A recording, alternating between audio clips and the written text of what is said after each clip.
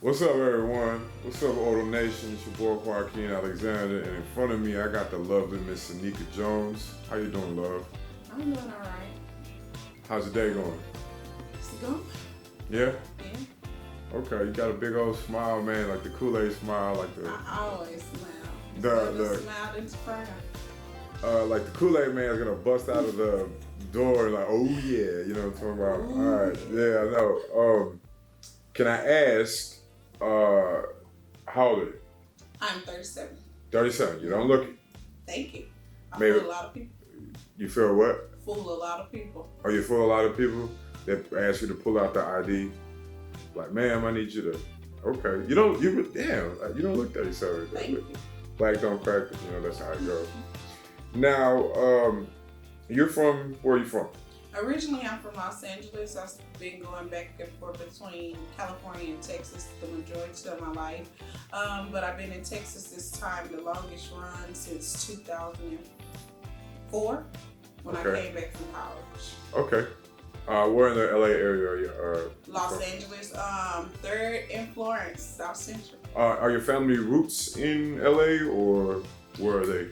Yes, most of my family is in LA, but they originated from the South. They all migrated from Louisiana and Texas. Like my paternal grandparents all came from Monroe and Alexandria, Louisiana. Okay. And my maternal grandparents came from deep in the country. If anybody know a New Summerfield, Waynesville, Livingston, they came from that type of living when my great-grandfather had a farm, and I had the pleasure of meeting my great-grandparents as well. That's pretty incredible. They lived a long, beautiful life. No, my mom had me very young, so I got to meet them. She messed up the balance. Okay. How old was your mama when she had you? 15. A lot of people, always give shit to people for having kids young, but that's a whole nother story, I appreciate it, even though she grew up with me. Who can say they got to know their grandparents? My great-grandfather didn't pass until I was in my early 20s, and my great-grandmother passed when I was 8, but I still had enough relationship with her. Okay, so everyone calls you Neek, correct? Mm-hmm. Where did that nickname come from? I really don't have the answer to that. That's just, I guess they took Neek out of Saneka, so it was easier to say Neek since my name is somewhat difficult to pronounce. And everybody used to always say, what does it mean? What does it mean? I was like, you know what? I'm tired of them asking me that. So I made up a meaning, rising above all. What was it like? What your childhood was spent in LA or here in East Texas? Both. Okay, so you were back and forth? Yes, but because my father still stays in Los Angeles and my mother resided in Texas. Most of my life, I would give it to Texas. I went back between the ages of 8 to 10 back to Los Angeles, and I stayed with my grandparents for a bit. So I went to Normandy Avenue Elementary there, and I was there for the riot. That was one of the scariest things in my life because it was so close to home. I was watching them throw and burn stuff. That was in 92. Yes. And I had to be whooped to bed that night because I would not go to sleep. And my papa was tired of me being scared. So that happened then. But I came back right before my 11th birthday. And I remained here until I graduated high school at John Tyler. But Skillet, 1007, Northwest Loop 323, where I resided until I was... a year before I went to high school until we moved into a home. But I was raised in the Skillet. I was raised in property. Okay. I had your pleasure of interviewing your cousin, Debo, and something about that 1007. I'm assuming it's got a lot of history. I have a lot of friends that I grew up with, namely your brothers too, that it was always Tyler Square, you know what I mean? Now, did you have ever, being there, did you ever see any type of violence, or were you a part of anything, or any young little boys that was trying to get at you, anything, one like story that just sticks out more than anything? All the above. I remember being the eldest of 4 other children, and it's true, the kids in the hood is bad than they're terrible kids because they don't have that upbringing, you have to fight to survive. So until my sister and brothers came into their own, like if anyone knows the twins, they definitely have come into their own. I had to fight boys and girls for them. And I don't know why, because you wouldn't expect that in my personality, but I beat up so many people in behind my siblings and getting thrown in the pool. Like, that's how we all learned how to swim. They pushed us in the pool and you either died that day or you survived. And that's been pretty much the story of my life. Surviving and knowing what I wanted at a young age. I knew I didn't want that life for myself as an adult.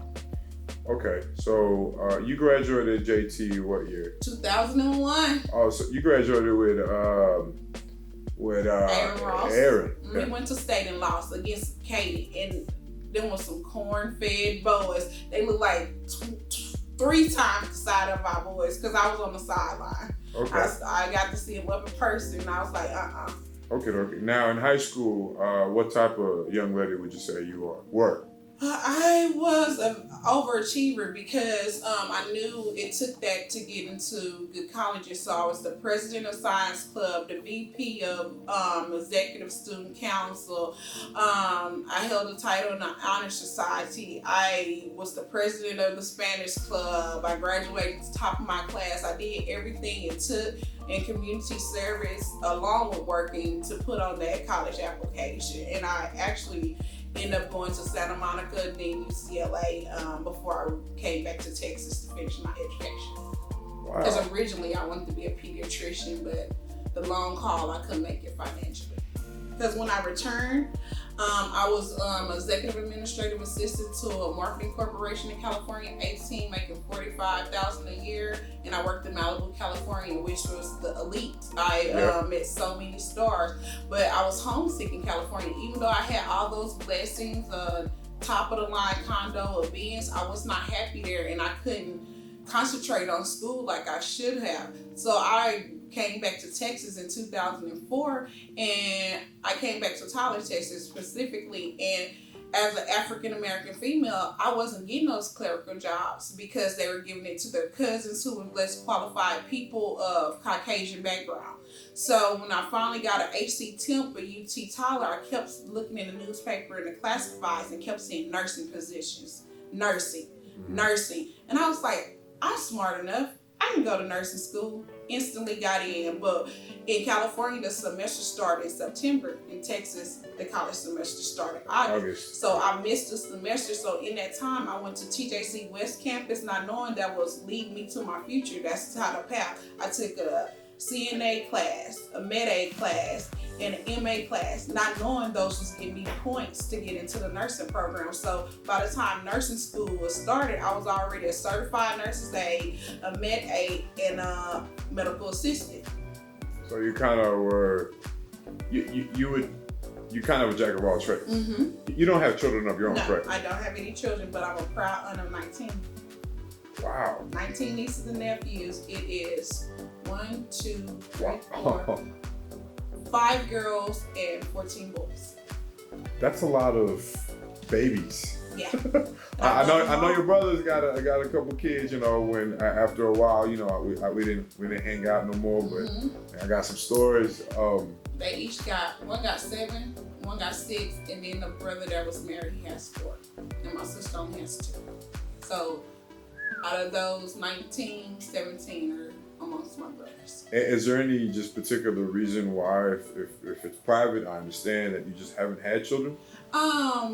The dating game is hard out there, and I know watching my mom grow up as a single parent, I didn't want that. I felt like if I'm gonna bring a child into this world, that man is gonna have to be man enough to wife me, and we raised that child together. I did not want to bring a child in this world without already having a stable and family foundation. I know that seems old-fashioned, but that's how I felt because I lived that life of being raised without a father.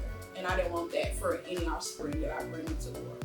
Now, going back on the nursing thing, you love your job. Yes, I love what I do.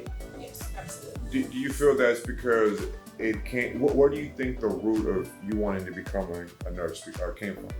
I've always been a caretaker. Even as a young child, I took care of my siblings, assisted my mom in raising us. So, because she was a single parent, so of course, when she wasn't home making the bread and butter, older sister had to look out of her younger siblings. Even though we're all close to age, I was the oldest. If anything happened to them, it was on me. So, I learned how to cook at around 8, 5. I was in the kitchen experimenting. At 8, I was a certified chef. Cooked meals and everything. I did everything I had to, and then I got my first job at 14, Williams Chicken. Actually, the man liked my mom and didn't look too much into my actual age, and he thought I was 15, the higher age, but I was 14. I worked there 2 years before I even went to Church's Chicken at 16 and almost moved up to a shift manager. So I was motivated very young. Well, let's talk about, you were telling me a story before we got on camera about you had to cut a dude's ear off. Mm-hmm. Like, that happened. Like you literally cut a dude's ear off? It was dangling by a flap of skin.